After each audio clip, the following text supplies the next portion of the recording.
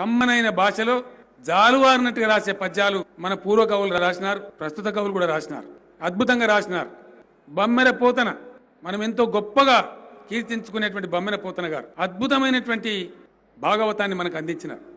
నల్లని వాడు, పద్మనయనమ్ముల వాడు, కృపారసమ్ముపై జిల్లెడు వాడు, మౌలి పరి సర్పిత పింఛమువాడు, నవ్వురా జిల్లెడు మోమువాడొకడు.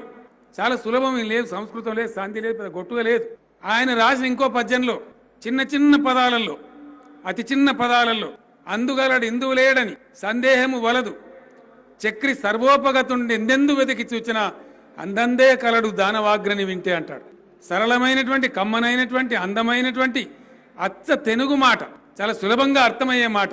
కవిత్వం రాసేవాళ్ళు అందరూ పురస్కారాల కోసమే, సన్మానాల కోసమే, సత్కారాల కోసమే, వైభోగాల కోసమే కాదు, దైవభక్తో కూడా రాయవచ్చని చెప్పినారు. అందుకే పలికించాడు వాడు రామభద్రుడట, నే పలికిన భవహరమగునట అని చెప్పినారు. వారే ఒక సందర్భంలో బాలర సాలసాల నవ పల్లవ కోవల కావ్య కన్యకన్ ఊలలకిచ్చి అప్పడుపు కూడు భుజించుట కంటే సత్కవులు హాలికులైననేమి, గహనాంతర సీమల కందమూల కౌద్దాలికులైననేమి, నిజ దార సుతోదర పోషణార్థమై అన్నారు. గొప్ప కవులు భూషణాల కోసమో, సన్మానాల కోసమో, సత్కారాల కోసమో కాదు, అద్భుతమైనటువంటి భక్తిభావంతో రాసి భార్యాబిడ్డలను పోషించుకోవడానికి భూమి దున్నుకొని బతికి హాలికులైతే ఏమీ లేదు, అట్లా అవకాశం లేకపోతే అడవులలో, గహనాంతర సీమలలో కందమూలాలు తవ్వుకొని తిని బతికితే ఏమీ, మంచి కవిత్వం రాసిన సత్కవులను కూడా చెప్పినారు. అంటే తెలంగాణ నేల మీద ఉన్నటువంటి ధిక్కార స్వరూపానికి కూడా ప్రతీకగా నిలిచిన వాడు మన మహాకవి బమ్మెర పోతన అని చెప్పి సందర్భంగా నేను మనవి చేస్తా ఉన్నాను. సందర్భం వస్తే కవులు చాలా ధీటైన విమర్శలు చేస్తారు, భగవంతుని కూడా వదలరు.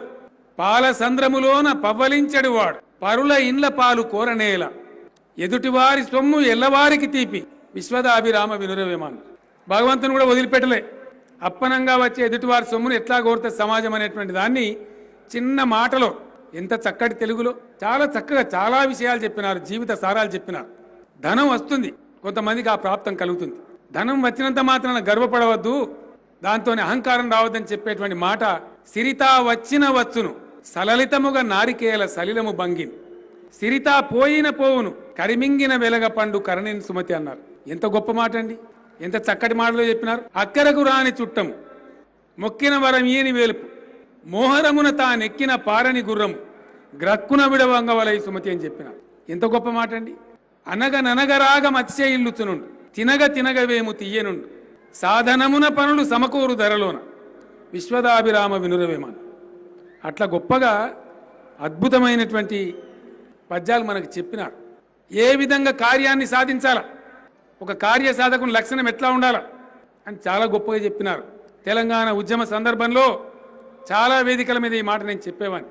ఆరంభించరు నీచమానవులు విఘ్నాయాస సంత్రస్తులై, ఆరంభించి పరిచ్ఛిదింతురు ఉరు విఘ్నాయత్తులై మధ్యములు, ధీరులు విఘ్న నిహన్యమానులగుచున్ దృత్యున్నతోత్సాహులై, ప్రారబ్ధార్థములు ఉజ్జగించరు సుమి ప్రజ్ఞానిధులుగా ఉన్నను. భాష వచ్చినా, చదువు వచ్చినా, అందులో సంస్కారం లేకపోతే, రసజ్ఞత లేకపోతే అది పండదు, కళావిహీనమవుతుంది, కాంతి, దానికి రావాల్సిన కాంతి రాదు అని చెప్పిన. చదువు అది ఎంత కలిగిన, రసజ్ఞత ఇంచుక చాలకున్న. మంచి తెలుగు, ఇందులో ఏం కాఠిన్యం లేదు, భాషా కాఠిన్యం లేదు, విషయ కాఠిన్యం కూడా లేదు. చదువు అది ఎంత కలిగిన, రసజ్ఞత ఇంచుక చాలకున్న, ఆ చదువు నిరర్థకము.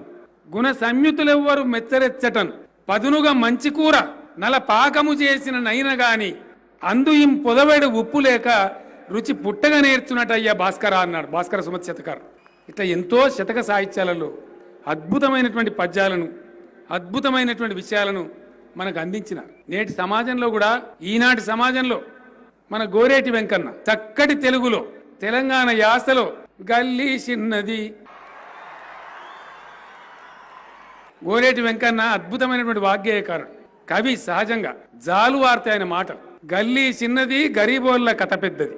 నిజంగా ఆ పాట వింటే కళ్ళు చెమరుస్తాయి, దుఃఖం వస్తుంది. పేదలు వాళ్ళ బస్తీలలో పడే బాధ స్వయంగా మనం అక్కడికి వెళ్ళి చూసినటువంటి అనుభూతి కలుగుతుంది. అంత అద్భుతమైనటువంటి కవిత్వాన్ని రాసిన, గొంతెత్తి పాడిన కవి, నేటి తరం గొప్ప కవి మన గోరేటి వెంకన్న.